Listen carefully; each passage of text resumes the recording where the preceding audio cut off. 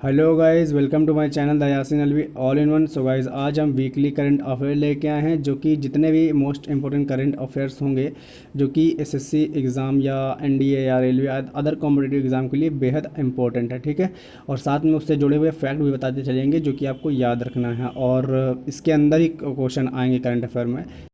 So guys, चलिए शुरू करते हैं।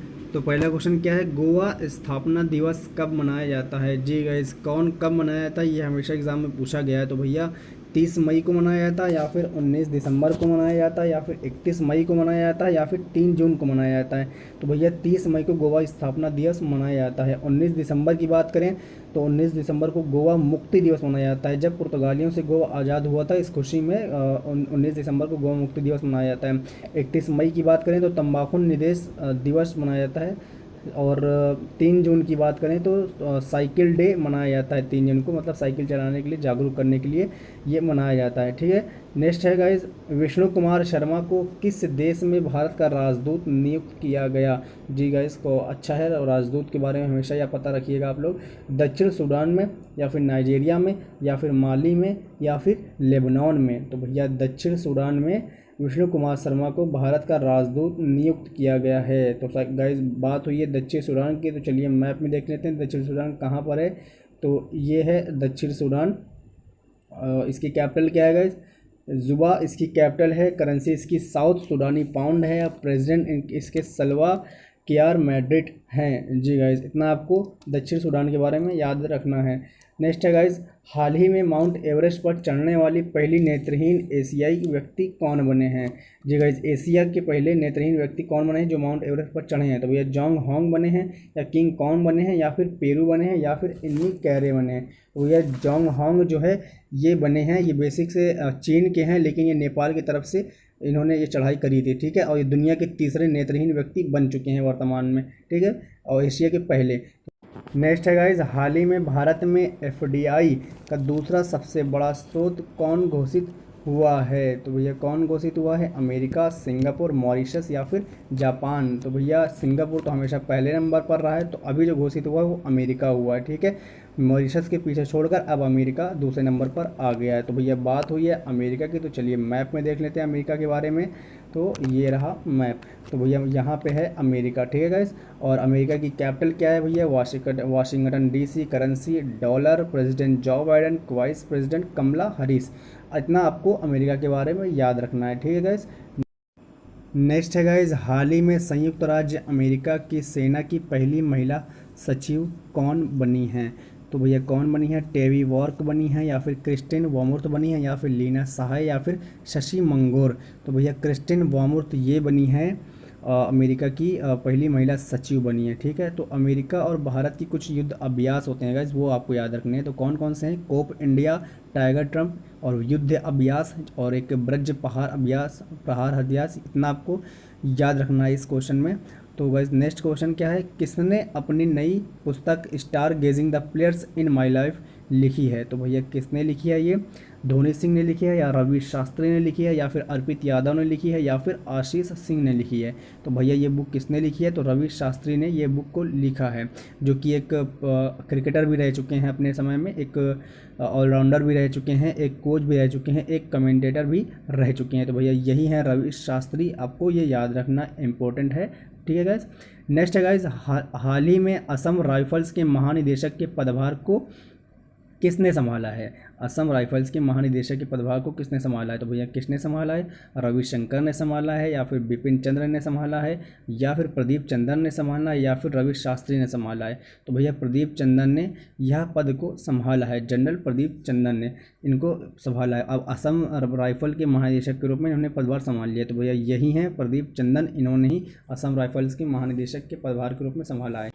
नेक्स्ट है गाइज, हाल ही में जारी आईसीसी महिला टी20 इंटरनेशनल रैंकिंग में कौन शीर्ष पर रही हैं? तो भैया कौन शीर्ष पर रही हैं? संगीता सिंह, आस्था सिंह, शेफाली वर्मा, या फिर वेदिका सिंह? तो भैया शेफाली वर्मा जो हैं ये टॉप पे रही हैं आईसीसी महिला टी20 इंटरनेशनल रैंकिंग में। आईसीसी की बात करें तो इंडियन काउंसिल क्रिकेट, इसकी स्थापना कब हुई थी?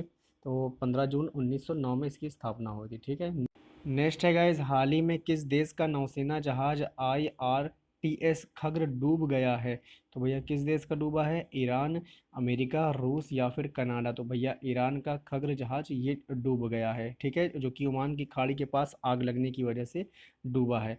तो बात हुई है ईरान की, तो चलिए मैप में देख लेते हैं। तो ये रहा मैप में ईरान, और इसकी कैपिटल क्या है? तेहरान। इसकी करेंसी क्या है? ईरानी रियाल। इसके अभी वर्तमान में प्रेसिडेंट कौन है? तो भैया हसन रूहानी है। इतना आपको ईरान के बारे में याद करके चलना है। तो भैया नेक्स्ट है, हाल ही में इंडियन ब्रॉडकास्टिंग फाउंडेशन के अध्यक्ष कौन बने हैं? आईबीएफ मतलब इंडियन ब्रॉडकास्टिंग फाउंडेशन के अध्यक्ष कौन बने हैं? आशीष गौतम, तनवीर खान या फिर विक्रमजीत सेन या फिर सुनील अरोड़ा। तो भैया विक्रमजीत सेन जो है ये बने हैं आईबीएफ के अध्यक्ष। तो यही हैं विक्रमजीत सेन, ठीक है, याद करना है आपको। नेक्स्ट गाइस, हाल ही में किस आईटीआई के शोधकर्ताओं ने नए जीवाश्म की खोज की है? तो ये किस आईटी के शोधकर्ताओं ने करी है? IIT Kanpur, IIT Lucknow, IIT Roorkee या फिर आईआईटी कन्नौज। तो भैया आईआईटी रुड़की के शोधकर्ताओं ने ये खोज करी है। नेक्स्ट है गाइज, हाल ही में आलोक कुमार किस राज्य के नए मुख्य सचिव बने हैं? तो भैया आलोक कुमार किस राज्य के नए मुख्य सचिव बने हैं? तो केरल के बने हैं, मध्य प्रदेश के बने हैं, त्रिपुरा के बने हैं या फिर मिजोरम के बने हैं। तो भैया त्रिपुरा के अभी मुख्य सचिव बनाए गए हैं आलोक कुमार। कौन बनाए गए हैं? आलोक कुमार बनाए गए हैं। तो ये है मैप में त्रिपुरा। तो त्रिपुरा की कैपिटल क्या है? आगरतला त्रिपुरा की कैपिटल है। चीफ मिनिस्टर कौन है यहाँ के? विप्लव कुमार देव। गवर्नर कौन है यहाँ पे? रमेश बैस। इतना आपको त्रिपुरा के बारे में याद करके चलना है। नेक्स्ट है गाइज, इसाक हरजोग किस देश के नए राष्ट्रपति बने हैं? तो भैया इसाक हरजोग किस देश के बने हैं?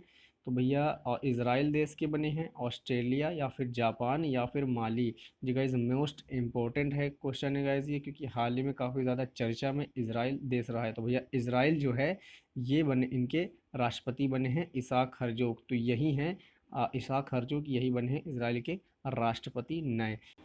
नेक्स्ट है गाइज, हाल ही में इंटरनेशनल डेयरी फेडरेशन बोर्ड के लिए किसे चुना गया है?